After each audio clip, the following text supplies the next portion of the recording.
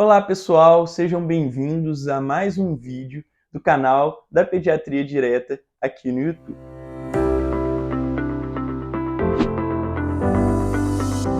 E hoje o assunto é o refluxo, uma queixa frequente dos pais ali no consultório pediátrico ou do médico generalista que atende a criança.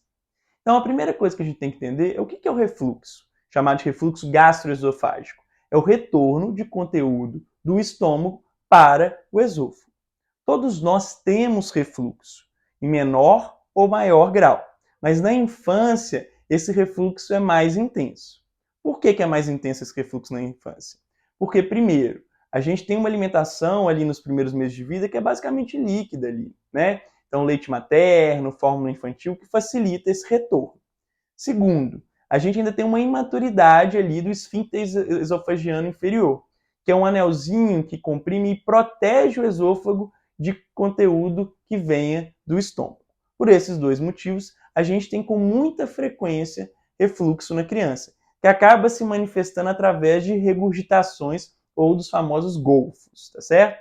É muito importante que a gente diferencie o conceito de refluxo gastroesofágico do conceito de doença do refluxo gastroesofágico. Então, o que é a doença do refluxo gastroesofágico? É quando esse refluxo está gerando sintomatologia, está gerando desconforto, está gerando alguma complicação.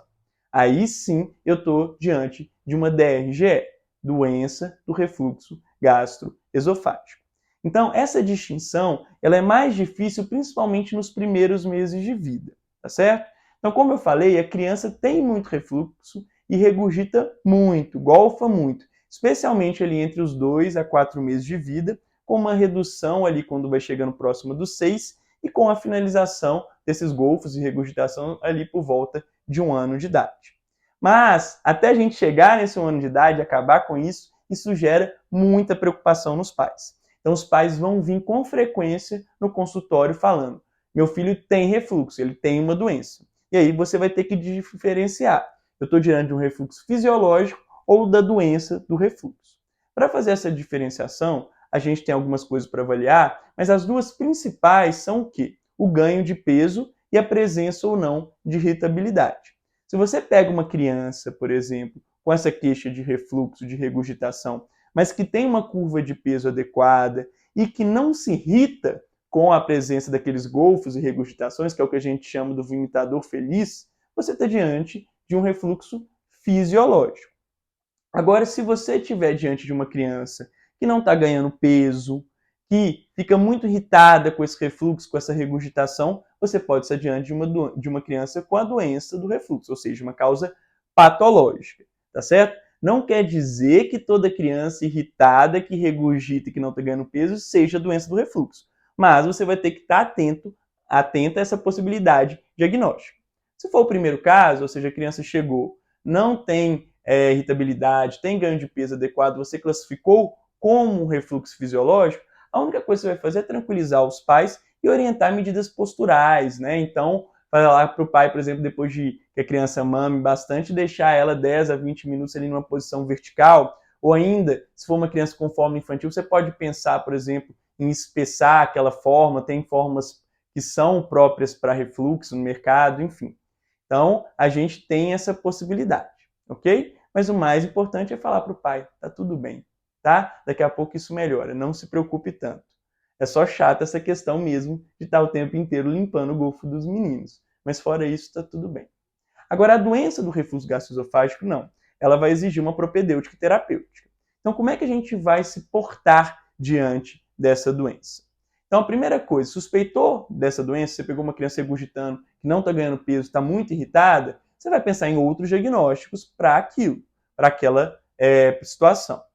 Então, é sempre essencial a gente trabalhar com outras hipóteses diagnósticas.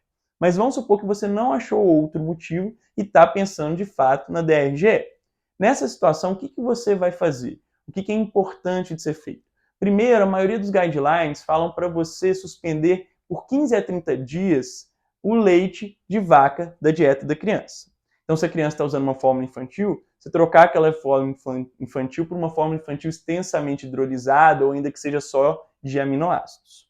Ou ainda, se a criança tiver um leite materno exclusivo, você orienta a mãe a suspender a o leite de vaca da dieta dela. Por quê? Porque a proteína do leite de vaca passa através do leite materno. Então aquela criança tem que ser orientada, a mãe dela, a não comer sorvete, leite, queijo, manteiga, tudo que tiver leite ali por 15 a 30 dias. Por que essa suspensão? Para a gente ver se a gente não está diante de uma APLV, ou seja, uma alergia à proteína do leite de vaca, que pode simular um DRGE. Por quê? Porque aquela criança pode, com a PLV, ter irritabilidade, não ganho de peso, vomitar bastante. Então, você tem que fazer para fazer essa diferenciação. Fez esses 15 a 30 dias, você viu que melhorou? Aí você vai começar a conduzir com uma PLV. Agora, você viu que não melhorou, aí você vai dar seguimento na propedêutica do DRGE. A questão é que, a partir do momento que você excluiu a PLV, o que você vai fazer? Qual exame você vai pedir? Não existe assim um exame que seja considerado padrão ouro e fácil de fazer na criança, tá certo? Então, na maioria deles, o risco-benefício de fazer determinados exames, endoscopia, impedanciometria, essas coisas do tipo, com pH-metria e etc., ela não traz ali um resultado absoluto e ainda sujeita a criança a um risco grande. Imagina fazer uma endoscopia num bebezinho de 2 ou 3 meses. Então, é um risco que você está fazendo. Diante da situação, o que a gente pode lançar mão é do que a gente chama de terapia de prova. Então, a gente usar uma medicação antiácida contra o refluxo, né, ali por 4 a 8 semanas e ver se aquela criança responde bem ou não. Então, quais medicações que a gente usa? Antigamente, a gente usava muito aqueles bloqueadores histamínicos. Então, por exemplo, a ranitidina. Por quê? Porque elas têm versão xarope, o que ajudava muito. Hoje em dia, a gente não pode prescrever a ranitidina, é contraindicada. Então, a gente acaba ficando com os IBPs, que são os inibidores de bombas de próton. Os IBPs, de fato, eles já são melhores do que, por si só do que a ranitidina. Tá? Eles têm uma supressão ácida mais significativa, mas eles têm a desvantagem de não ter um xarope. E aí o que acontece? Como eles não têm um xarope, o que a gente vai fazer? A gente vai ter que usar ali algum segredo para conseguir fazer aquela criança usar aquela medicação. Então, os dois IBPs que a gente usa em crianças menores, geralmente é o omeprazol e o esomeprazol. O esomeprazol tem, às vezes, comprimido dispersível, ou ainda tem uma cápsula que você consegue abrir e colocar aqueles microcristais para a criança ingerir. E o omeprazol tem o que a gente chama a versão MUPS, que são geleinhas que a gente pode usar, como se fossem geleinhas, para a criança ingerir. Então, a gente faz o tratamento com isso por 4 a 8 semanas e avalia se a criança melhorou. Se a criança melhorou, a terapia de prova deu certo. Então, você vai estender aquele tratamento por 12 semanas e depois suspender para a criança ver se ela consegue resolver por conta própria, não tendo que usar mais essa medicação. Fez 4 a 8 semanas, melhorou, então estende o tratamento até 12 semanas. E aí, se mesmo depois de 12 semanas ela continuar dependente daquela medicação para ficar bem, aí a gente encaminha para o gastro. Agora, se depois dessas 4 a 8 semanas você não viu nenhuma alteração, de duas uma, ou você não está conseguindo conduzir bem esse refluxo, tá certo? Por uma série de coisas, ou a situação ali não é de refluxo, que é a maior possibilidade. Então, você tem que investigar outras causas para esses vômitos, para essa irritabilidade, para esse não ganho de peso. Mas você pode sempre pedir a ajuda de um gastropediatra para descartar completamente essa possibilidade do refluxo. É interessante que mesmo crianças com doença do refluxo, de fato, o que acontece? Elas podem responder essas medidas posicionais ou ambientais de espessamento de fórmula, tá certo? Então, às vezes, nem sempre é necessário manter essa medicação. Mas fato é que essa diferença entre crianças com refluxo fisiológico de crianças com doença do refluxo, ela é mais difícil de se fazer essa diferenciação quando a criança é pequena. Quando a criança é mais velha, o diagnóstico de refluxo acaba sendo mais fácil.